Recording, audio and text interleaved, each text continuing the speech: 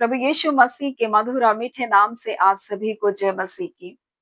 आज परमेश्वर के वचन में आप सभी का स्वागत है। परमेश्वर पिता आज अपने वचनों के द्वारा आपसे बोले और बातचीत करे। पिता परमेश्वर आज अपने वचनों के द्वारा आप सभी को बहुतायत से आशीष को दे। मेरे प्रियो, आज हम जिस विषय को लेकर आपके पास आए ये बहुत महत्वपूर्ण है। कौन यीशु के साथ उसके दोबारा आगमन में उठा लिया जाएगा। मेरे प्रियो, आज हम परमेश्वर के वचन के आईने में अपने जीवन को देख सकते हैं। परमेश्वर का वचन पहला कुरिन्थी उसका 15वां अध्याय उसके 50 में इस प्रकार से लिखा है। हे भाइयों, मैं यह कहता हूं कि मांस और लहू परमेश्वर के राज्य के अधिकारी नहीं हो सकते, न नासवान अविनाशी का अधिकारी हो सकता है। देखो, मैं तुमसे भेद की बात कहता हूँ, हम सब नहीं सोएंगे परंतु हम बदल जाएंगे। और यह क्षण भर में पलक मारते ही अंतिम तुरही फूकते ही होगा, क्योंकि तुरही फूकी जाएगी और मुर्दे अविनाशी दशा में उठाए जाएंगे और हम बदल जाएंगे। और परमेश्वर का वचन हमें बड़ी स्पष्टता से बताता है कि मांस और लहू परमेश्वर के राज्य के अधिकारी नहीं होंगे। मेरे प्रियो, जो शरीर के अनुसार अपने जीवन को जी रहे हैं, शरीर की अभिलाषाओं में अपने जीवन को जी रहे हैं और जो शरीर के अनुसार अपने जीवन को बिता रहे हैं, वो परमेश्वर के राज्य में नहीं जाएंगे। और इसलिए जब आप पहला कुरिन्थी इसी 15वां अध्याय और उसके 19 को जब पढ़ते हैं तो इस प्रकार से लिखा, यदि हम केवल इसी जीवन में मसीह से आशा रखते हैं तो हम सबसे अधिक अभागे हैं। मेरे प्रियो, परमेश्वर का वचन हमें क्या बताता है? कुछ लोग सिर्फ इस संसार के लिए ही मसीह के पास आए हैं, संसार की आशीषों के लिए, संसार में चंगाई मिल जाए शरीर में। मेरे प्रियो, आज हम चंगाई पाएंगे लेकिन कल हम फिर से बीमार हो जाएंगे। पतरस को यीशु मसीह ने मृतक में से जिलाया, क्या उसकी मृत्यु नहीं हुई? फिर वो मरा।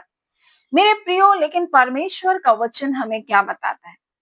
हमें यहाँ बता रहा है कि हे भाइयों, मैं यह कहता हूं कि मांस और लहू परमेश्वर के राज्य के अधिकारी नहीं होंगे, ना नासवान अविनाशी का अधिकारी होगा। देखो, मैं तुमसे भेद की बात कहता, हम सब नहीं सोएंगे, यानी सब लोग मृत्यु में नहीं जाएंगे। मेरे प्रियो, और लिखा है हम सब नहीं सोएंगे परंतु सब बदल जाएंगे, क्योंकि ये समय होगा जब यीशु मसीह आएगा और ये पल भर में होगा। लिखा है ये क्षण भर में पलक मारते ही होगा। पलक मारते, जिसका क्या अर्थ है? आप अपनी पलक को एक सेकंड में कितना बार झपकाते, कितनी बार ही हमारे पलक झपक जाते, यानी एक सेकंड से भी कम वक्त लगेगा और हम सब बदल जाएंगे।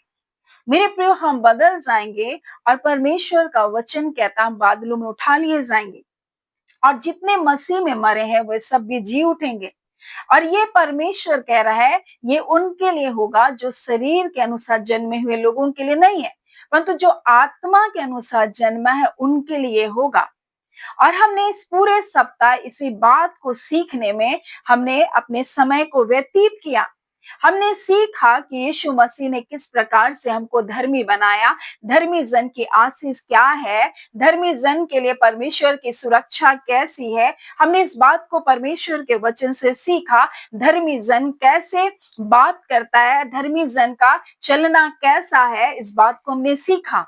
और इसलिए हमने इस बात को, जब हम यूहन्ना पहला अध्याय और उसके 12 को जब हमने देखा तो इस प्रकार से हमने सीखा कि जितनों ने यीशु मसीह को स्वीकार किया, यीशु मसीह को ग्रहण किया, परमेश्वर ने उसको अपना संतान होने का अधिकार दिया।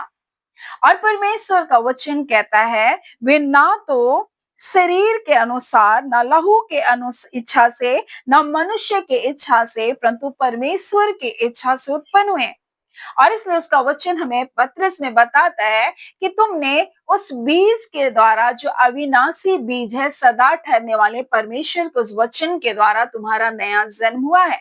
मेरे प्रियो, और इसलिए यहाँ लिखा है, ना तो इस लहू से, ना शरीर की इच्छा से, परंतु ना मनुष्य की इच्छा से, परंतु परमेश्वर की इच्छा से वो उत्पन्न हुए। और इसलिए परमेश्वर का वचन कहता है, भाइयों, मैं कहता हूं कि मांस और लहू परमेश्वर के राज्य के अधिकारी नहीं होंगे, और परमेश्वर ने हमें अपने आत्मा के द्वारा, अपने वचन के द्वारा हमें नया जन्म दिया। और इसलिए जैसे ही हमने कुर्नियुस के परिवार के बारे में सीखा, जैसे उन्होंने वचन के ऊपर विश्वास किया, पवित्र आत्मा उनके जीवन में उतर आया। और हमने इस बात को देखा कैसे पवित्र आत्मा हमें चलने के लिए सहायता करता है। इसलिए रोमी 8वां अध्याय में हमने पढ़ा कि आत्मा के द्वारा हमको चलना है, क्योंकि जो आत्मा के द्वारा चलता है वो शरीर के क्रियाओं को क्या करता है, नष्ट करता है। इस प्रकार से लिखा है कि क्योंकि यदि तुम शरीर के अनुसार दिन काटोगे तो मरोगे, आत्मा से देह के क्रियाओं को मारोगे तो जीवित रहोगे। इसलिए जितने लोग परमेश्वर की आत्मा के चलाए चलते हैं, वे ही परमेश्वर के पुत्र हैं। और आत्मा हमारे विषय में गवाही देता है कि हम परमेश्वर की संतान हैं। और इसलिए परमेश्वर का वचन कहता है, जो शरीर के अनुसार है, शरीर के अनुसार चलता फिरता है, शारीरिक क्रियाओं में अपने मन को लगाता है, शारीरिक चीजों के लिए परमेश्वर के पास आया है, तो अपने आप को कहीं ना कहीं धोखा दे रहा है। और वो स्वर्गीय राज्य के अधिकारी नहीं होंगे, वो बादलों में उठा लिए नहीं जाएंगे, क्योंकि उन्होंने आत्मा के अनुसार चलने को अस्वीकार किया। उन्हें आत्मा के द्वारा देह के क्रियाओं को उन्होंने नष्ट करना नहीं चाहा, परंतु जैसा शारीरिक अभिलाषाएं हैं उसके अनुसार वो अपने दिन को व्यतीत कर रहे हैं। और इसलिए परमेश्वर का वचन हमें बताता है कि यदि हम शरीर के अनुसार दिन काटेंगे तो हम मरेंगे, परंतु यीशु मसीह हमारे लिए आएगा। जो आत्मा के अनुसार चल रहे हैं, आत्मा के अनुसार जीवन को व्यतीत कर रहे हैं मेरे प्रियो। और इसलिए परमेश्वर का वचन कहता है, मांस और लहू परमेश्वर के राज्य के अधिकारी नहीं होगा, परंतु नासवान अविनाशी का अधिकारी हो सकता है। और हमने यीशु मसीह को स्वीकार करने के द्वारा हमने नया जन्म को पाया और हम परमेश्वर के संतान हैं। और जब हम आत्मा के अनुसार चल रहे हैं, परमेश्वर का वचन कहता है, जितने लोग आत्मा के अनुसार चल रहे हैं वे ही परमेश्वर के पुत्र हैं। और हमने कल के दिन इस बात को सीखा परमेश्वर के वचन से। हम फल के द्वारा पेड़ की एक पहचान होती है कि कैसा फल है, और उससे उस पेड़ को जाना जाता है। वैसे हमारे जीवन में परमेश्वर ने अपने आत्मा को दिया, और आत्मा का फल इस बात को बताता है कि हम परमेश्वर के संतान हैं। मेरे प्रिय, संसार में दान और वरदान हमारी पहचान नहीं है, परंतु हमारे जीवन में पवित्र आत्मा का फल हमारे जीवन में पहचान है। और इसी बात को परमेश्वर अपने वचन के द्वारा में बताना चाहता है। और वो कहता है इस प्रकार से, देखो मैं तुम्हें भेद की बात कहता हूं, हम सब नहीं सोएंगे, परंतु लिखा है सब बदल जाएंगे। और आज बहुत सारे लोग यीशु मसीह के उस रैप्चर के बारे में जानते हैं, इतना तक कि अन्य जाति भी जानता है। और बहुत जगहों में वो कहते हैं कि इस प्रकार से यीशु मसीह का आगमन होगा, कैसे लोगों का रूपांतरण होगा, कैसे वो उठा लिए जाएंगे, और कई प्रकार की अफवाहें उस समय होगी, क्योंकि ये पल भर में पलक झपकते होगा। उस क्षण को मात्र एक सेकंड में नहीं लगेगा, और ये बातें होंगी मेरे प्रियो। और उस समय के लिए हमारे जीवन में परमेश्वर चाहता है कि हम तैयार रहें। और इसलिए जब आप तीमुथियुस को पढ़ते हैं तो इस प्रकार से, माफ कीजिए, कि फर्स्ट पहला थिस्सलुनीकियों को जब आप पढ़ते हैं और उसके 5वां अध्याय को, तो यहाँ पर पुनः आगमन के लिए तैयार के बारे में बोला है। और ये दूसरे आगमन के बारे में मैं आपसे बताना चाहती हूँ, क्योंकि इसके बाद है महाक्लेश का प्रारंभ, और वो समय बहुत कठिन समय है। परमेश्वर यहोवा का दिन हमारे अंधकार का वो दिन होगा, वो कठिन समय का दिन होगा, जहां लोग मृत्यु को मांगेंगे और मृत्यु नहीं मिलेगी। परमेश्वर का वचन बड़ी स्पष्टता से बताता है, वो पहाड़ों से कहेंगे हमारे ऊपर गिर पड़ो, लेकिन उस समय मृत्यु भी उनको नहीं प्राप्त होगी। वो ऐसा कठिन समय होगा। इसलिए परमेश्वर का वचन हमें तैयार करता है उसके आगमन के लिए, उस पल भर के, उस पलक झपकते हुए उस समय के लिए, कि हम उस समय उठा लिए जाएं। उस समय के लिए हमें क्या करना है? हमें नया जन्म को प्राप्त करना है। बहुत सारे लोग आज तक प्रभु यीशु मसीह को अपना उद्धारकर्ता करके स्वीकार नहीं किए, आज तक उसके उद्धार की योजना में वो शामिल नहीं हुए, आज तक उस सुसमाचार को उन तक नहीं पहुंचाया गया। और यही मुख्य उद्देश्य है, परमेश्वर ने अपने इकलौते पुत्र यीशु मसीह को हमारे लिए भेजा, ताकि हम इस संसार में उन कष्टों को, उस परमेश्वर यहोवा के उस दिन का हम सामना ना करें।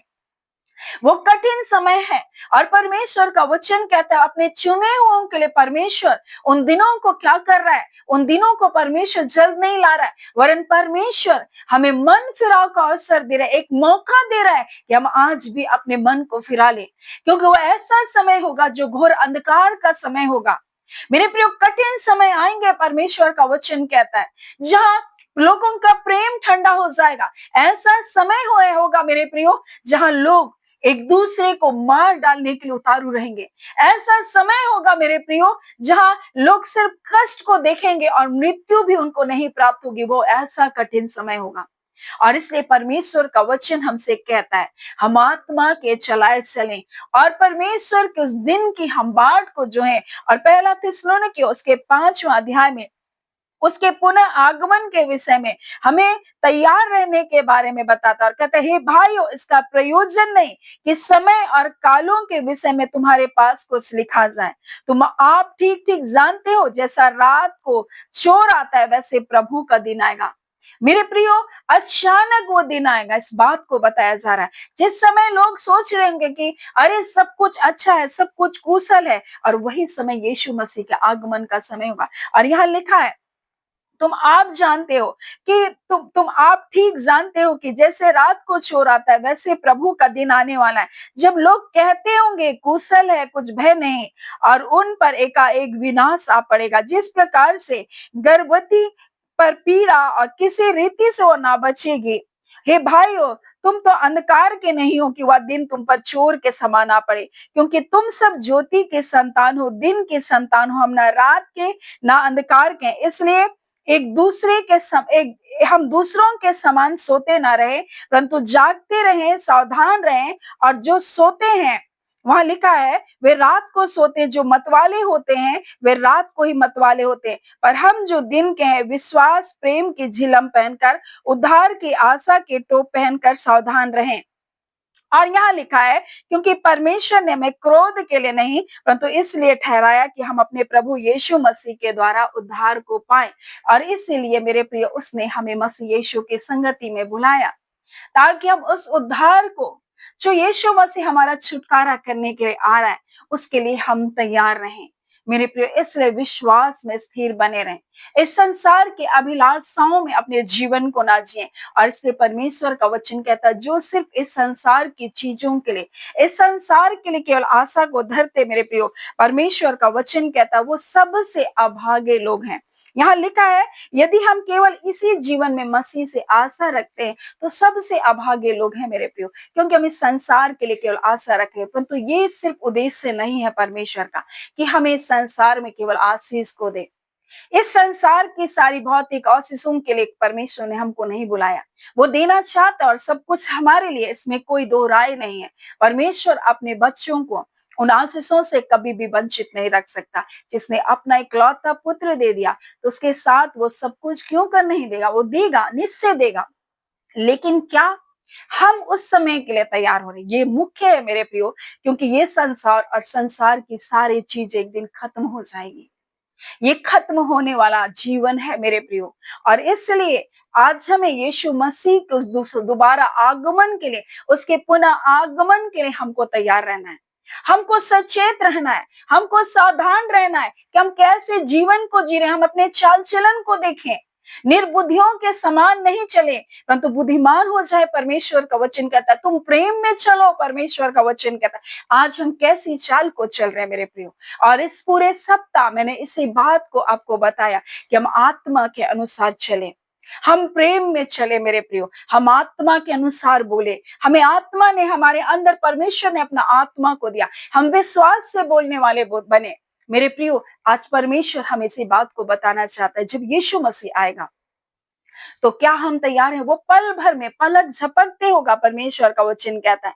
और जो मांस और लहू के अनुसार अपने जीवन को जी रहे, परमेश्वर के राज्य के अधिकारी नहीं होंगे। परंतु परमेश्वर का वचन कहता है, जितनों ने यीशु मसीह को स्वीकार किया, बिना शरीर की इच्छा से, ना मांस की इच्छा से, ना लहू की इच्छा से, परंतु परमेश्वर की इच्छा से वो उत्पन्न हुए हैं। मेरे प्रिय, जिन्होंने नया जन्म को नहीं पाया, वो परमेश्वर के राज्य में प्रवेश नहीं कर सकता है। मेरे प्रिय, निकोदेमुस यीशु मसीह के पास रात के समय आया, वो बुजुर्ग था और यीशु मसीह ने कहा अगर तू नया जन्म को नहीं पाएगा तो परमेश्वर के राज्य में नहीं प्रवेश कर सकता। वो कहता है मन में तो क्या मैं अपनी माँ के गर्भ में दोबारा चला जाऊं? वो ऐसा सोच रहा था, परंतु परमेश्वर के वचन को स्वीकार करने के द्वारा हम नया जन्म को प्राप्त करते हैं। हम जब मसीह को अपना जीवन को समर्पित करते, प्रभु आज से मेरा जीवन आपका है मेरे प्रियो, और ऐसा जब हम समर्पण को परमेश्वर को देते हैं और हम परमेश्वर के लिए जीते हैं, हम परमेश्वर के लिए अपने जीवन को पूर्णतः समर्पित कर देते हैं। अब तक संसार के लिए मैंने जिया, संसार के अनुसार मैं चला, लोगों के इच्छाओं को पूरा करता रहा, परंतु आज से परमेश्वर में अपना जीवन को आपको समर्पित करता और आपकी इच्छा के अनुसार मैं जीऊंगा। मेरे प्रिय, परमेश्वर की इच्छा क्या है? हम पवित्र बने। परमेश्वर का इच्छा है कि हम पवित्र बने, क्योंकि हमारा परमेश्वर पवित्र है।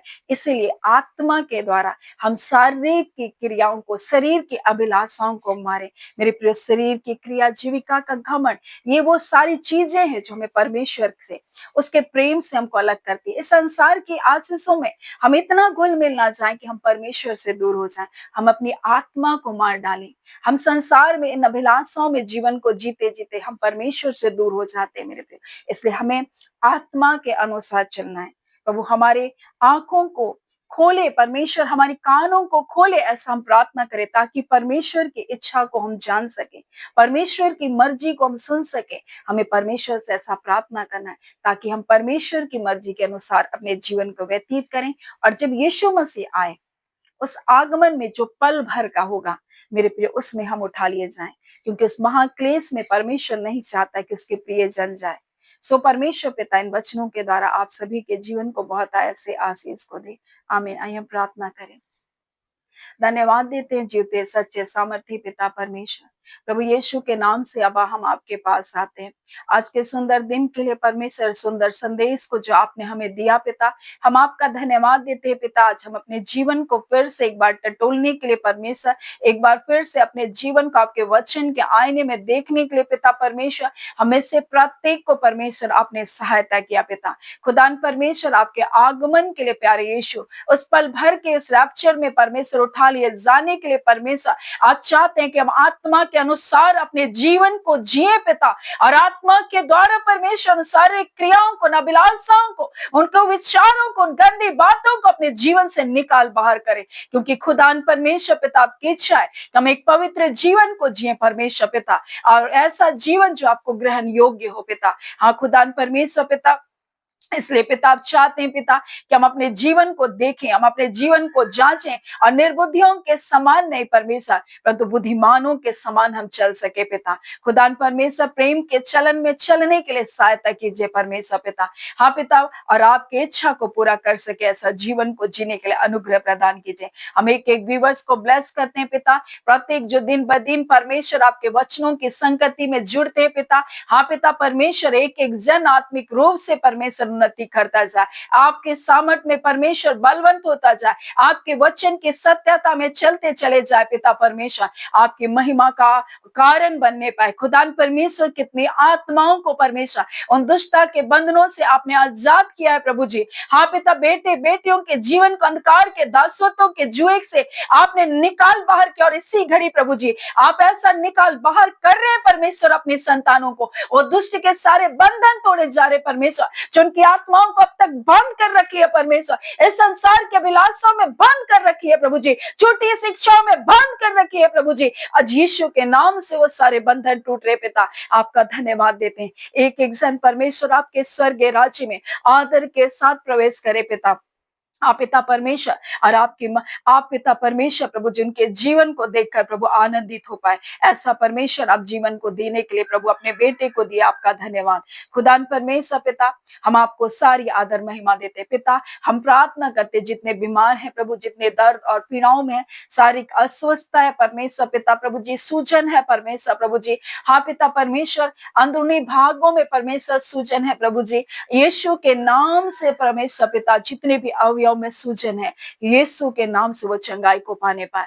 खुदान परमेश्वर प्रभु जी, हाँ पिता, कितने परमेश्वर अपने शरीर में परमेश्वर प्रभु जी कह रहे हैं प्रभु जी, हाँ पिता, डॉक्टरों ने कह दिया प्रभु जी, हाँ पिता, पानी भर गया परमेश्वर पिता, ऐसा करके आज यीशु के नाम से प्रभु जी सब कुछ नॉर्मल होने पाए। खुदान परमेश्वर, जिनका ऑपरेशन होना है प्रभु जी, हाँ पिता, यीशु के नाम से वो ऑपरेशन कैंसल होने पाए। खुदान परमेश्वर प्रभु जी, हम प्रार्थना करते हैं इस घड़ी पिता, जितने लोग परमेश्वर आहें भर रहे प्रभु जी, हाँ पिता, अपने जीवन में पिता पीड़ाओं में है परमेश्वर, अशांति में है परमेश्वर प्रभु जी, अपने लोगों को खोने के कारण परमेश्वर, दर्द में है परमेश्वर पिता प्रभु जी, हाँ पिता, बेचैनी में है परमेश्वर, अपने भविष्य को लेकर प्रभु जी, आज खुदा यीशु आपका अनुग्रह की दृष्टि उन पर हो, आपका हाथ परमेश्वर उनके जीवन पर है पिता। और इसी घड़ी प्रभु अपने धर मैदान हाथ से प्रभु, उन आंसुओं की गढ़ से, उन काल कोठरियों से प्रभु, उन कार की बातों से प्रभु अपने लोगों को आप निकाल रहे पिता, आपका धन्यवाद। अपनी शांति को परमेश्वर इसी घड़ी आप उंडेल रहे प्रभु उनके हृदय में, उनके पिता मन में, उनके हृदय, उनके सोच विचार प्रभु जी, इसी घड़ी प्रभु जी आपकी शांति से भरे जा रहे हैं पिता, आपका धन्यवाद। खुदा परमेश्वर पिता, हर अशुद्धता के बंधन प्रभु जी, अंधकार के बंधन प्रभु जी, हर एक गलत वर्ड जो उनके लिए बोला गया, ऐसे सारे बंधन यीशु के नाम से आपके प्रिय जनों के जीवन से टूटने पाए। ये ब्लेसेड है प्रभु जी, मसीह यीशु में ये धर्मी है प्रभु जी, और धर्मी जन की हर एक आशीष आपके बच्चों के लिए पिता। खुदा, आपने दीर्घायु की आशीष को दिया परमेश्वर पिता, आपने कहा मेरा धर्मी जन पुकारेगा और मैं उसके सुन लूंगा परमेश्वर पिता, आपका धन्यवाद पिता। आप सारे संकटों से अपने लोगों को बचाते हैं प्रभु जी, आप हानि और नुकसान से अपने लोगों को बचाते। जितने हानि और नुकसान की योजना शत्रु ने आपके प्रिय जनों के लिए बनाया, आज वो सारी योजना यीशु के नाम से विफल हो रही है। आज वो सारी योजना को हम यीशु के नाम से तोड़ते हैं, और इसी घड़ी परमेश्वर आपके लोग मसीह यीशु आप में सुरक्षित पाए जाए पिता। जैसे एक मुर्गी अपने बच्चों को अपने डैनों के तले समेट कर रखते हैं पिता, आप वैसे ही अपने प्रियजनों को अपनी आड़ और ढाल में परमेश्वर रखे हैं पिता, आपका धन्यवाद। कोई हानि नहीं, कोई नुकसान नहीं परमेश्वर आपके बच्चों के जीवन में। आपने कहा है परमेश्वर, तेरे डेरे के निकट कोई दुख ना आएगा। हाँ पिता परमेश्वर प्रभु जी, हर एक युक्ति, हर एक योजना जो दुष्ट परमेश्वर, हाँ पिता, करता है गुप्त स्थानों में, परंतु प्रभु आपका वचन कहता, आप सिंहासन पर बैठे हुए हंसते हैं पिता परमेश्वर, क्योंकि परमेश्वर उससे आप अपने बच्चों के लिए भलाई को उत्पन्न करने वाले परमेश्वर हैं। आपका धन्यवाद पिता, सारी आदर महिमा केवल आपको देते हैं। धन्यवाद के साथ प्रार्थना हम यीशु के नाम से मांगते हैं, दया सुने अनुग्रह से ग्रहण कर लीजिएगा, आमीन। परमेश्वर पिता आप सभी को बहुत आयत से आशीष को दे, आमीन।